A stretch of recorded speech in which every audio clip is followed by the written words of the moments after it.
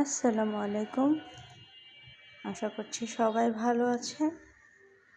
আজ আবারও চলে আসলাম আরেকটা রেসিপি নিয়ে। আজকের রেসিপিতে থাকছে রুই মাছের ডিম বোনা। সচরাচর ডিমটা আমি খালি বোনা করে থাকি, কিন্তু আজ আমি আলু দিয়ে করছি। আলু দিয়ে করলে আমার মেয়েটা একটু বেশি পছন্দ করে, এই জন্য আজ এইভাবে করছি। তো চলুন আমার রান্নার প্রসেসটা দেখে নেবেন একবার। অবশ্যই ভালো লাগবে, ট্রাই করে দেখতে পারেন। খুব অল্প সময়ের মধ্যেই হয়ে গিয়েছিল আমার রান্নাটা।